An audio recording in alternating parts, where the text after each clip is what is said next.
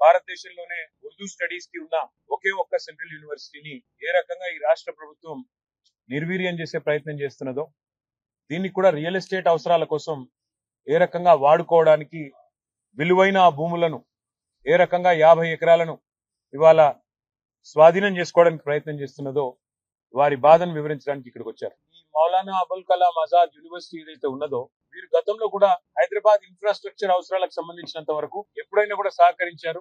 ఎప్పుడైనా కూడా ముందుకొచ్చి హైదరాబాద్ ముందుకు పోతుంది అంటే మాత్రం వారు కూడా మనకు అండగా నిలిచారు. బీఆర్ఎస్ గవర్నమెంట్ వచ్చిన తర్వాత ఆ ఖాజాగూడ చెరువు నుంచి యువతల గచ్చిబౌలి టు అటు నానక్రామ్ కూడా ఒక లింక్ రోడ్ తీయడానికి ల్యాండ్ అడిగితే 7 ఎకరాల స్థలం అప్పుడు కూడా యూనివర్సిటీ ల్యాండ్ అప్పుడు కూడా వాళ్ళు సహకరించారు. అప్పుడు కూడా వారి యూనివర్సిటీ కాంపౌండ్ వాళ్ళు కూడా వెనక్కి జరుపుకొని వారు మనకు రహదారి ఏర్పాటు చేయడానికి అవకాశం ఇచ్చారు. అంటే ఎందుకు చెప్తా ఉన్నానంటే, హైదరాబాద్ నగర విస్తరణకు, హైదరాబాద్ ప్రజల అవసరాలకి, హైదరాబాద్ పురోగమనానికి ఎన్నడూ కూడా యూనివర్సిటీ వ్యతిరేకించలేదు. కానీ ఈ రోజు యూనివర్సిటీ పిల్లలందరూ కూడా ఇక్కడ ఎందుకు వచ్చారు అంటే, అసలు సెంట్రల్ యూనివర్సిటీ వచ్చిందే హైదరాబాద్ కి తెలంగాణ మొదటి దశ పోరాటం తర్వాత. ఇక్కడి విద్యార్థులకు, ఇక్కడి ప్రజలకు ఇచ్చిన హామీల్లో భాగంగా హైదరాబాద్ సెంట్రల్ యూనివర్సిటీని ఏర్పాటు చేశారు.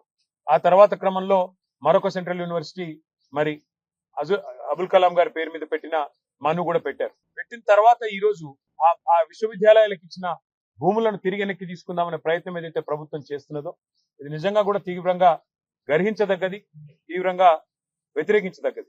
ఈ కాంగ్రెస్ ప్రభుత్వం ఎట్లా ఉందంటే సీరియల్ స్నాచర్ వీల్. ఇది మొదటిది కాదు, ప్రభుత్వ భూమి వీళ్ళు లాక్కునే ప్రయత్నం చేస్తున్నారు. ప్రొఫెసర్ జయశంకర్ గారి పేరు మీద ఉన్న వ్యవసాయ విశ్వవిద్యాలయం నుంచి 100 ఎకరాల స్థలాన్ని తీసుకున్నారు. అక్కడ విద్యార్థులు మొత్తం పోరాటం చేసినా, ఆందోళన చేసినా, వారి ఉద్యమాన్ని అణిచివేసి 100 ఎకరాలు తీసుకొని అక్కడ హైకోర్టు కడతామని చెప్పి వారు ప్రభుత్వం వారు ఆనాడు కూడా స్వాధీనం చేసుకున్నారు. రాష్ట్రంలో ఎక్కడా భూమి లేదన్నట్టు విశ్వవిద్యాలయం మీద బడి ఆ ల్యాండ్ గుంజుకున్నారు. సెంట్రల్ యూనివర్సిటీ భూమి అయినప్పటికీ కేంద్రము స్పందించలేదు.